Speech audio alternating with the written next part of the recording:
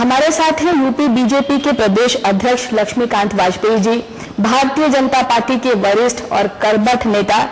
पिछले 5 दशक से संघ परिवार और भारतीय जनता पार्टी की अनवरत सेवा कर रहे हैं और हाल में उत्तर प्रदेश में भारतीय जनता पार्टी को लोकसभा चुनाव में जो जीत मिली है उसके प्रमुख सूत्रधार भी हैं। के न्यूज पर आपका स्वागत है। वाजपेयी जी, जैसा कि मैंने कहा कि आप पिछले 5 दशक से लगातार भारतीय जनता पार्टी की सेवा कर रहे हैं। एक तरीके से देखा जाए तो लगभग पूरा जीवन। कहां से शुरुआत हुई थी आपकी? 1964 में संघ के स्वयंसेवक के रूप में मैंने काम प्रारंभ किया और उस समय जैसा कि सामान्यतः स्वयंसेवक छोटे बाल स्वयंसेवक काम करते थे, जनसंघ में मैंने काम शुरू किया और उस समय का हमारा नारा था कि निशान हमारे बैलेट का दीपक दीपक दीपक है, हर हाथ को काम हर खेत को पानी, घर घर में है दीपक जनसंघ की निशानी। उसके बाद जनता पार्टी और जनता पार्टी से भारतीय जनता पार्टी का ये सफर मेरा है। लेकिन मैं एक बात जरूर कहना चाहूंगा कि हम जनसंघ के नाते चुनाव भी लड़ते थे, परिणाम इतने अच्छे नहीं आते थे, लेकिन पूरे आत्मविश्वास के साथ मतगणना के कैंप में हम लोग रहते थे और हारने के बाद भी भारत माता की जय का नारा लगाकर हम लोग वहां से निकलते थे। संस्कारों में से पलकर हम लोग यहां तक जनता की सेवा करते हुए आए। एक वो दौर था, आपने खुद स्वीकार किया कि हारना और हार ही लगातार मिलती थी। अब एक ये दौर रहा 2014 का, आपने देखा किस प्रकार से भारतीय जनता पार्टी को इतनी बड़ी सफलता मिली पूरे प्रदेश में, पूरी दुनिया में इसकी चर्चा रही। हार का मुंह नहीं देखा वो जीत का मुंह नहीं देख सकता। चुनाव में 2 ही चीजें सामने रहती हैं, हार या जीत। लेकिन मेरा यह मत है कि वर्तमान में लोकसभा के चुनाव में जो भारतीय जनता पार्टी को सफलता मिली है, अप्रत्याशित है। इसका श्रेय मैं 2-3 चीजों को देना चाहता हूं। आदरणीय नरेंद्र मोदी की ताबड़तोड़ उत्तर प्रदेश में जो रैलियां हुई, उससे जो जनता में विश्वास उपजा, उस उपजे हुए विश्वास से जनता का भारतीय जनता पार्टी की तरफ रुझान हुआ, जाति धर्म पंथ और पूजा पद्धति से ऊपर उठकर। उसी तरीके से बूथ पर काम करने वाला कार्यकर्ता जो पिछले दिनों थोड़ा उदासीन था, उसने भी कमर कस के अपने अपने बूथ को जीतने का मन बनाया। तो बूथ पर जनता और बूथ के कार्यकर्ता का जो गठजोड़ बना है, उसने इस चुनाव में भारतीय जनता पार्टी को सफलता दिलाई है। और नरेंद्र मोदी जी के द्वारा ताबड़तोड़ रैली और आदरणीय अमित शाह हमको कुशल मार्गदर्शन, इस सब ने मिलकर भारतीय जनता पार्टी को 73 सांसदों का यश दिलाया। जैसा कि हम आपके व्यक्तित्व के बारे में जानना चाह रहे थे, आपने कहा कि लगातार कठोर परिश्रम किया, हार का मुंह देखा। ऐसे में तमाम, मैंने और भी नेताओं राजनेताओं को देखा है, ये धैर्य रख पाना बड़ा मुश्किल होता है और लोग पार्टी बदल लेते हैं, दल बदल लेते हैं। आप इतने लंबे समय से एक ही दल, एक ही सोच, एक विचारधारा के साथ कैसे बने हुए? राजनीति हमारा पेशा नहीं है, राजनीति हमारा समाज सेवा का माध्यम है। समाज सेवा जिस संगठन के साथ, राष्ट्रवादी संगठन के साथ हमने जन्म लिया राजनीतिक क्षेत्र में, सामाजिक क्षेत्र में, उसके साथ ही करते हुए हमको अंत में जाना है। दल बदल वो करते हैं जो राजनीति को पेशे के रूप में रखते हैं, और ऐसे लोग जो बुरे समय में संगठन का साथ छोड़कर जाएं, उनसे बड़ा एहसान फरामोश व्यक्ति नहीं होता, ये मेरा निश्चित मानना है। पारिवारिक क्षेत्र में भी, सामाजिक क्षेत्र में भी और राजनीतिक क्षेत्र में भी। इसलिए हम तो 2 सांसदों की भी पार्टी लोकसभा में रह गए, उसके बाद भी वही हैं और एक भी नहीं रहेगा तब भी वहीं रहेंगे। जन्म एक तरीके से हमने लिया है राष्ट्रवादी संगठन में, जनसंघ में, और हम मरेंगे भी झंडे में लिपट कर जाएंगे तो उसी संगठन के परिवर्तित संस्करण के झंडे में लिपट के जाएंगे जो आज भारतीय जनता पार्टी के रूप में है। इस लगन के पीछे कौन सी सोच है? केवल राष्ट्रवाद, भारत माता। मेरा ये निश्चित मत है, मैं आज इस मत में हूं। सर्वात्मना यदि भारत की माता के प्रति कोई सोचने वाला सामाजिक और राजनीतिक संगठन है तो सामाजिक संगठन के रूप में राष्ट्रीय स्वयंसेवक संघ है और राजनीतिक संगठन के रूप में भारतीय जनता पार्टी है, जो सामान्यतः वोट के लालच के आधार पर राष्ट्र को धोखा या भारत माता के प्रति धोखे की बात सोच नहीं सकता, करना तो दूर की बात है। वही एकमात्र कारण है जिस उस चुंबक ने हमको इसके साथ जोड़ रखा है। और मैं समझता हूं कि हमारे तो 64 साल की आयु उम्र हो गई है और अंत में जब भी जाएंगे इसी झंडे में लिपट के जाएंगे। जानना चाहूंगी, जिस तरीके से भारतीय जनता पार्टी ने एक लंबे अरसे के बाद उत्तर प्रदेश में अपनी एक जगह बना ली है, कहीं आपकी इतनी बड़ी संख्या में सांसद यहाँ से चुन के गए हैं, इसके बाद ऐसा है कि एक जमीन तैयार दिखती है अगर 2017 के विधानसभा चुनावों को देखें तो।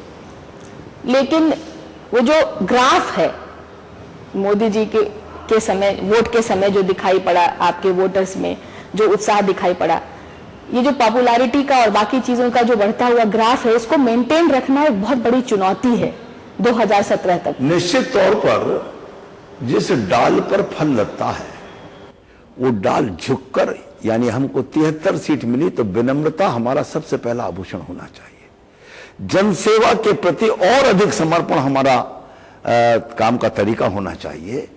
वह अगर हमारा बना रहा तो हम उसको मेंटेन कर पाएंगे, और यदि उसको नहीं बना पाए, मेंटेन कर पाए हम, तो निश्चित कठिनाई हमारे सामने होगी। लेकिन उत्तर प्रदेश में भारतीय जनता पार्टी उस लय को जो आदरणीय नरेंद्र मोदी जी के नेतृत्व में बनी है निश्चित तौर पर बरकरार भी रखेगी। और 2017 नहीं, जब भी विधानसभा का चुनाव होगा, मुझे उम्मीद है उससे पहले होगा, हम उसको बरकरार रखेंगे। मैं ये मानती हूं कि आप जैसे जुझारू नेता जो कि भारतीय जनता पार्टी के साथ जुड़े हैं अरसे से, आप जैसे और भी तमाम नेता हैं जो काफी लंबे समय से मेहनत कर रहे हैं, लगातार पार्टी के साथ उनकी विचारधारा से जुड़े हुए हैं, ये आपकी एक सोच है, सीनियर लीडर्स की सोच है। आज की जो युवा पीढ़ी है वो फेसबुक, ट्विटर और बहुत जल्दी सोशल मीडिया के साथ इंटरेक्ट करती है और उसका पेशेंस जो है बहुत कम है, उसको रिजल्ट्स बहुत जल्दी चाहिए। तो जिस तरीके से सफलता मिली है, मुझे ऐसा लगता है कि उसको मेंटेन करना युवा पीढ़ी के समक्ष जो है एक बड़ी चुनौती है आपके लिए। निश्चित तौर पर आज की युवा पीढ़ी में पेशेंस कम है, तत्काल परिणाम चाहता वो अपनी क्षमता के अनुसार, लेकिन अनुभव के साथ धीरे धीरे वो इसको भी सीखेगा। और उत्तर प्रदेश में लगभग 62 से 65% नौजवान मतदाता है, जिसने शायद 2014 के चुनाव में पहली बार या दूसरी बार मतदान किया होगा। युवा अगर करवट नहीं लेता और ये फेसबुक और सोशल मीडिया के माध्यम से भी वातावरण नहीं बनता तो चुनाव इतनी सीटें जीतना मुश्किल होता। ये बहुत बड़ी हमारे सामने चुनौती भी है और जिम्मेदारी भी है कि सोशल मीडिया से वातावरण को भी हम किस प्रकार मेंटेन करें। कठिनाई आ रही है उसमें, लेकिन हमारा प्रयास है और हम अपने सिस्टम को और ठीक करने जा रहे हैं। और निश्चित तौर पर युवा पीढ़ी को और सोशल मीडिया के माध्यम से जुड़ने वाले लोगों को हम अपना फीड ऐसा देंगे कि जिससे कि जो विश्वास उन्होंने हमको दिया है उनका वो विश्वास खंडित ना हो और वो 2017 के चुनाव में भी हमारे साथ जुड़े रहे। ईमानदारी से एक सवाल पूछना चाहूंगी आपसे, आपको नहीं लगता कि प्रधानमंत्री नरेंद्र मोदी जी ने जिस तरीके से चुनाव के दौरान बातें कही थी, उनकी बातों से ऐसा लगता था कि जैसे पूरे देश में, पूरे व्यवस्था में एकदम से तत्काल परिवर्तन हो जाएगा, सारी समस्याओं का हल निकल आएगा और कोई भी चुनौती के रूप में नहीं रह जाएगी। अब ऐसा लगता है कि जादू की छड़ी तो कोई किसी भी नेता, राजनेता के पास नहीं होती, सरकार के पास भी नहीं होती। आपको नहीं लगता कि उनके वायदे, अब ऐसा लगता है कि बहुत बड़े वायदे थे, अब लग रहा है। आपने भी स्वयं कहा कि पेशेंस का अभाव, लेकिन नरेंद्र मोदी जी ने उस समय यह कहा था कि जब मैं 60 महीने के बाद अगले चुनाव में जाऊंगा तो अपना रिपोर्ट कार्ड लेकर जाऊंगा। पूर्व में रही यूपीए की सरकार जो समाजवादी पार्टी और बहुजन समाज पार्टी के सहारे चली थी, आकंठ भ्रष्टाचार और घोटालों में डूबी थी, देश की सुरक्षा को भी खतरा पैदा हुआ था। उस सरकार से किसी ने जवाब नहीं पूछा, जनता ने उसको अपनी वोट के माध्यम से बदल दिया। मेरा यह निवेदन है कि आदरणीय नरेंद्र मोदी जी ने जो कुछ भी कहा है क्रमशः उसकी ओर बढ़ रहे हैं। 60 महीने का समय देना चाहिए और उसके बाद जनता की अदालत में जाएंगे तो जनता तय करेगी। यही बात, इसी बात पर मैं आ रही थी। आपने भी कहा 60 महीने का समय, लेकिन वो तो चुनाव से पहले कुछ जादू की छड़ी ऐसा कुछ बता रहे थे, ऐसा तो जमीन पे नहीं दिख रहा। और मैं समझती हूँ कि इसी वजह से कहीं ना कहीं दिल्ली के चुनाव में आपको इतनी करारी शिकस्त भी मिली। दिल्ली के चुनाव की हार के कारण और है, जी, वो वहां के संगठन विचार करेगा और बताएगा। नरेंद्र मोदी जी के कारण या उनकी इस 9 महीने की सरकार की परफॉर्मेंस के कारण हार नहीं हुई है। मैं भारतीय जनता पार्टी के साथ साथ नरेंद्र मोदी के नाम पर वोट दिया था, और नरेंद्र मोदी को एक बार प्रधानमंत्री बनाना जाति, धर्म, पंथ, पूजा पद्धति से ऊपर उठकर लोगों ने वोट किया था, ऐतिहासिक परिणाम दिया था। उस जनता का विश्वास नहीं डिगा है अभी भी नरेंद्र मोदी से। विश्वास अगर डिग रहा है तो उन पॉलिटिकल लोगों का डिग रहा है जो विपक्ष में थे, जिनको और कुछ तो नरेंद्र मोदी जी या उनकी सरकार के खिलाफ कहने को नहीं मिल रहा है। वो चुनाव में की गई बातों को इस वक्त उठाकर बोल रहे हैं। उनसे मैं पूछना चाहता हूं, 44 साल तक नेहरू गांधी खानदान का राज रहा इस देश पर, और देश को कहां से कहां तक पहुंचा है नेहरू गांधी खानदान ने, इसका जवाब क्यों नहीं देना चाहते जनता के सामने? और मैं तो आज करंट प्रश्न पूछ रहा हूं, उस पार्टी के नेता राहुल गांधी जो वरिष्ठ उपाध्यक्ष हैं, कितने दिन से गायब हैं? देश में है या विदेश में, नहीं पता लग रहा। और भट्टा पारसौल में किसान की लड़ाई लड़ने गए थे। आज जब भूमि अधिग्रहण विधेयक पार्लियामेंट में विचार के लिए आ रहा है, तो उस पर अपनी पार्टी का पक्ष रखने का साहस नहीं जुटा पाए।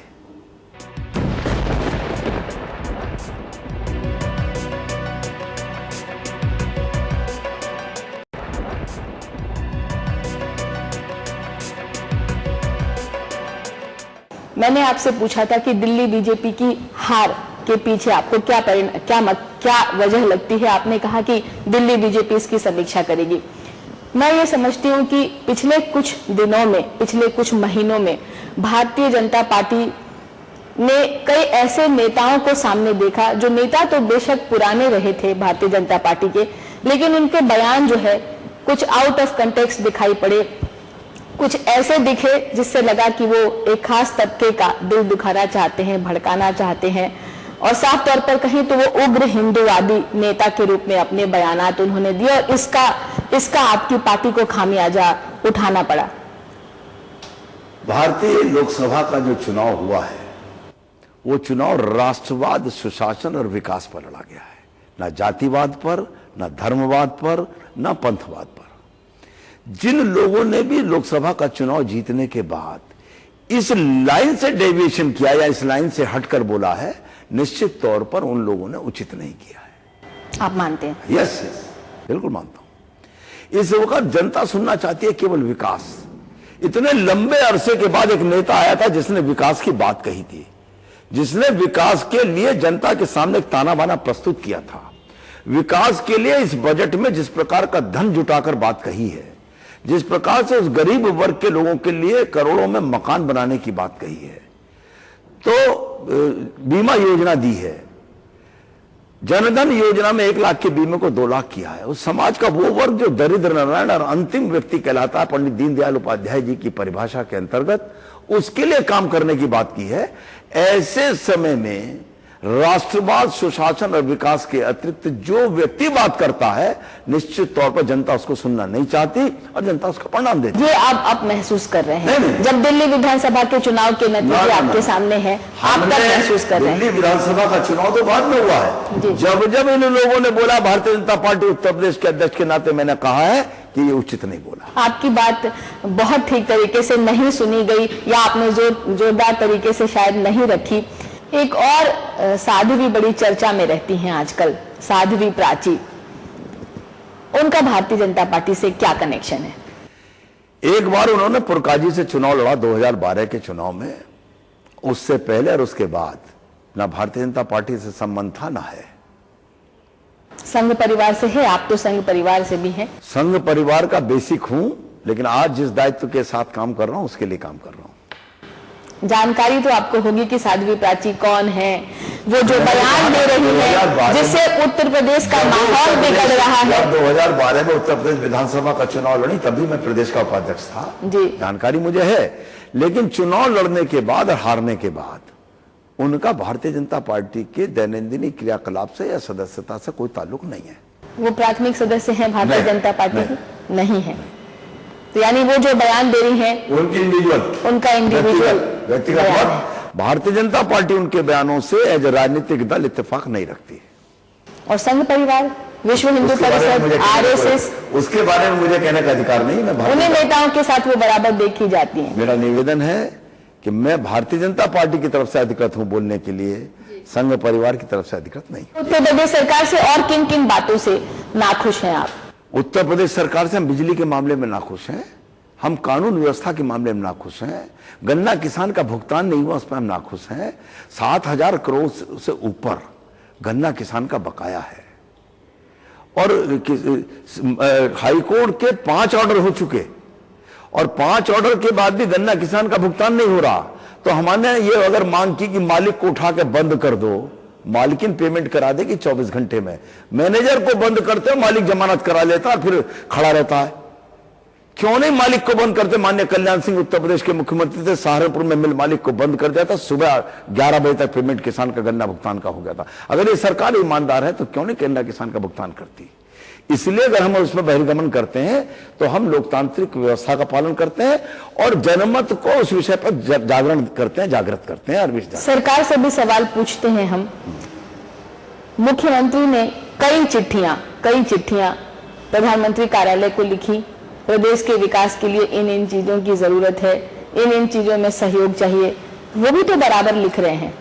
हम उत्तर प्रदेश विधानसभा के सदस्य हैं, हमको अपने विधानसभा क्षेत्र के लिए, सड़क के लिए, नाली के लिए, खड़ंजे के लिए, हैंडपंप के लिए, पानी के लिए, ट्यूबवेल के लिए, पाइपलाइन के लिए, सीवर लाइन के लिए, बिजली के लिए, तार खंबे, ट्रांसफार्मर के लिए जो आवश्यकता होती है, उस चिट्ठी को लिखकर हम मंत्री को देते हैं, नहीं देते जाकर पर्सनली मिलकर, डाक से नहीं भेजते, पर्सनली मिलकर देते हैं। मंत्री का ऑर्डर करा कर नीचे जिले में ले जाते हैं, जिले से एस्टीमेट लाते हैं, पैसा लाते हैं। मैं अभी स्वयं उत्तर प्रदेश सरकार से लगभग 6 करोड़ रुपया अपने क्षेत्र के लिए पिछले 1.5 महीने में ले गया हूं। अब उत्तर प्रदेश के मुख्यमंत्री चार्टर प्लेन इनके पास है, 40 मिनट लगते हैं, इनके कोठी में हेलीकॉप्टर है, हेलीकॉप्टर से जाए एयरपोर्ट, एयरपोर्ट से चले जाए दिल्ली और दिल्ली से चले जाए प्रधानमंत्री से मिलने। कौन मना कर देगा इनको? एक बार पहले भेजे अपने अधिकारी, वो अधिकारियों से वार्ता करके धरातल तैयार कर लें, प्रधानमंत्री से बात करें। उस प्रधानमंत्री के बारे में इस प्रकार की बात कहना मैं समझता हूं बेईमानी है, लोकतंत्र में अत्याचार है। ये खबरें छपती हैं, चिट्ठियां छपती हैं। जिस प्रधानमंत्री ने 32% पैसा मिलता था अभी तक, जो केंद्र का राज्यों से केंद्रीय कर की वसूली होती थी उसका 32% मिलता था, 42% कर दिया। और केंद्र पूर्वधानित योजनाएं जो प्रदेशों में चलती हैं वो अगर जोड़ना तो उत्तर प्रदेश को 62% यानी 100 रुपए टैक्स। चलिए मान लिया कि प्रदेश सरकार जो है आपकी अपेक्षाओं के मुताबिक काम नहीं कर रही है। 73 सांसदों पर भी तो प्रदेश के विकास की जिम्मेदारी है, केंद्र में भी आपकी सरकार है। अब कहां अड़चन है? केंद्र से जो भी पैसा आएगा वो राज्य के पास आएगा, राज्य के बजट का भाग होगा, राज्य सरकार उसको खर्च करेगी। केंद्र सीधे सांसद के क्षेत्र के लिए पैसा नहीं दे सकता। तो ऐसे में सांसद जो है उनकी कोई हैसियत नहीं रह गई। आज की तारीख में निराश हो लोग। बड़ा खेद है कि बहुत चक्रव्यूह में है उत्तर प्रदेश की जनता कि आप जैसे नेता कह रहे हैं कि मुख्यमंत्री राजनीति कर रहे हैं, मुख्यमंत्री चिट्ठी लिख रहे हैं कि प्रधानमंत्री कार्यालय से, प्रधानमंत्री के दफ्तर से सहयोग नहीं मिल रहा है, केंद्र सरकार से उत्तर प्रदेश को तमाम अपेक्षाएं हैं, वो सहयोग नहीं मिल रहा है, कुछ समझ में नहीं आ रहा। मुख्यमंत्री जी ये बताएं कि 32% से 42% क्या किसी के मांगने पर किया है? कांग्रेस के द्वारा गठित जो फाइनेंस कमीशन था वित्त आयोग, उसकी संस्तुति को बिना किसी विलंब के प्रधानमंत्री नरेंद्र मोदी जी ने स्वीकार किया है। थोड़ी बात बनारस की भी कर लें तो 10,000 पर 10% बढ़ा नहीं बढ़ा। मेरा निवेदन है, मैं आपके माध्यम से सार्वजनिक माननीय मुख्यमंत्री उत्तर प्रदेश श्री अखिलेश यादव जी से मांग करता हूं, उत्तर प्रदेश की सड़क, पानी, बिजली, किसान के लिए खाद, इन सब आवश्यकताओं पर सर्वदलीय बैठक बुला लें। उस बैठक में निर्णय करे जाएंगे और करने के बाद भारत सरकार से वो निर्णय क्रियान्वित हो, उस जिम्मेदारी को भारतीय जनता पार्टी के सांसद भी और भारतीय जनता पार्टी का संगठन भी वहन करेगा। चलिए बात अब बनारस की करते हैं। प्रधानमंत्री वहां से चुनकर गए हैं, मैं समझती हूं कि कम से कम प्रधानमंत्री का क्षेत्र है, अब वहां पर भी 8 महीने हो गए, वहां के लोगों से भी फीडबैक मिलता रहता है कि वहां भी कुछ देखने को ऐसा नहीं मिला जिसे कुछ करिश्माई कहा जाए, कोई जादू की छड़ी वहां भी नहीं चल पाई, तो क्या कहेंगे? आप एक कहावत इस्तेमाल कर रही हैं, जादू की छड़ी। मैं दूसरी कहावत इस्तेमाल कर रहा हूं कि हथेली पे सरसों नहीं जमाई जा सकती। नंबर 1, बनारस के लोगों का तो सौभाग्य, अगर कहिए सौभाग्य मेरे मेरठ को मिल गया होता तो मैं निहाल हो जाता और मैं माननीय नरेंद्र मोदी जी के पैर पकड़ करके जो चाहे ले आता। मैं अब भी अपने प्रदेश ने अपने मेरठ जिले के लिए लगभग 1000 करोड़ से ऊपर की योजना बनवा रहा हूं, लेकर आदरणीय प्रधानमंत्री जी के पास जाऊंगा, आग्रह करूंगा। मैं मेरा केवल इतना कहना है वहां की योजना। आपने खुद से ही एग्जाम्पल सेट किया, आपने कहा कि मैं यही कहना चाह रही थी कि व्यक्तिगत प्रयास से भी चीजें होती हैं। आपने कहा आप मेरठ से आपका लगाव है, मेरठ से आप हैं, मेरठ के लिए आप ये प्रयास कर रहे हैं तो सफलता मिल रही। ऐसा ही प्रयास आपके तमाम सांसद और भी कर सकते हैं। सब सांसद कर रहे हैं, सब। ऐसा नहीं कि कोई सांसद घर बैठा है, एक सांसद नहीं है जिसने चिट्ठी ना लिखी हो, एक सांसद ऐसा नहीं जिसको परसुएंस नहीं कर रहा है। मैं अब उन लोगों को लेकर प्रयास करने वाला हूं। उत्तर प्रदेश सरकार से भी मेरा एक निवेदन है कि हम प्रयास कर रहे हैं ना, बनारस में तो स्वतः योजना जा रही है। अगर उन योजनाओं का चार्ट हम देख लें, उन पर होने वाले संभावित व्यय को देख लें, योजना का वर्गीकरण और डिटेल देख लें, और योजना की टाइम लेंथ देख लें कितने में पूरी होनी, उतने दिन हम पेशेंस रखें। निश्चित तौर पर बनारस जो बाबा विश्वनाथ की नगरी है, मां गंगा का क्षेत्र है, निश्चित तौर पर बनारस का चेहरा बदला हुआ होगा।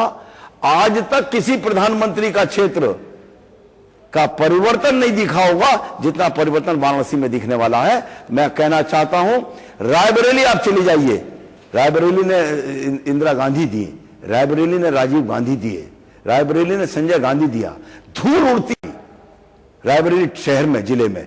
और अमेठी चले जाइए जहां कांग्रेस के युवा तुर्क नेता वर्तमान के राष्ट्रीय उपाध्यक्ष राहुल गांधी जी सांसद बने। आज तक अमेठी शहर में, अमेठी कस्बे में सीवर लाइन नहीं है, पाइपलाइन नहीं है, घरों में पीने का पानी टोंटी से नहीं है, हैंडपंप से है या बोरिंग, खुद के बोरिंग से है।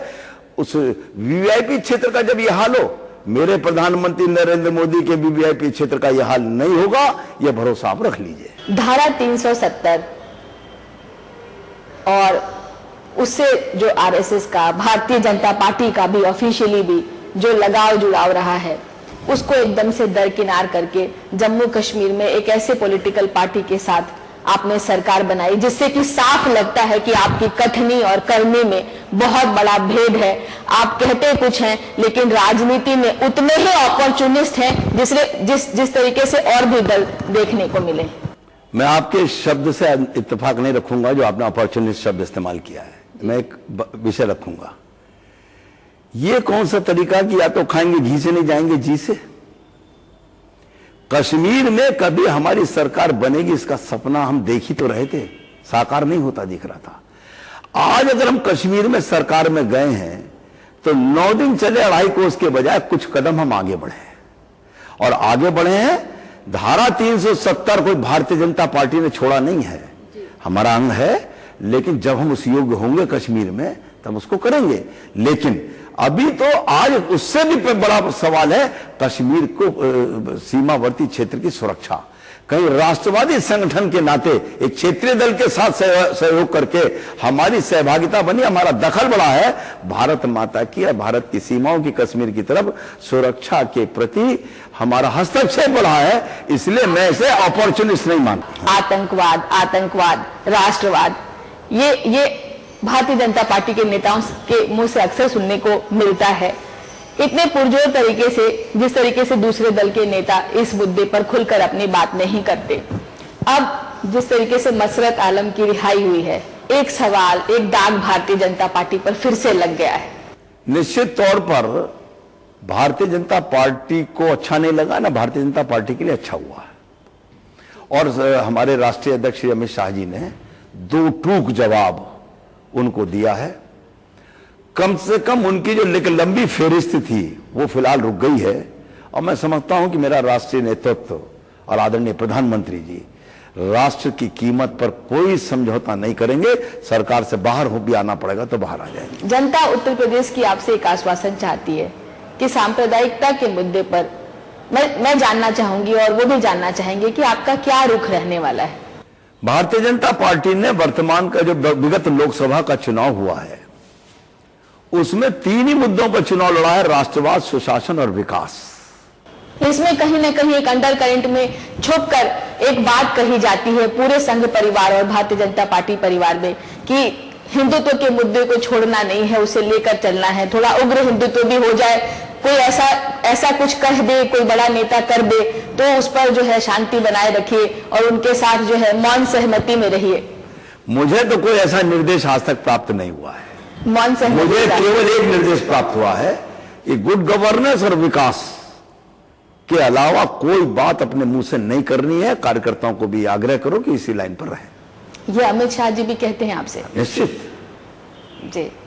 राष्ट्रीय अध्यक्ष जी का स्पष्ट निर्देश है कि किसी भी स्थिति में सुशासन और विकास की बात करो, जनता के किसी विषय पर संघर्ष को छोड़ो मत, और बाकी बातें संघ परिवार के नेता कर ही लेंगे। जो किसी को करने को, मैं तो नहीं करूंगा। जी, आप नहीं करेंगे।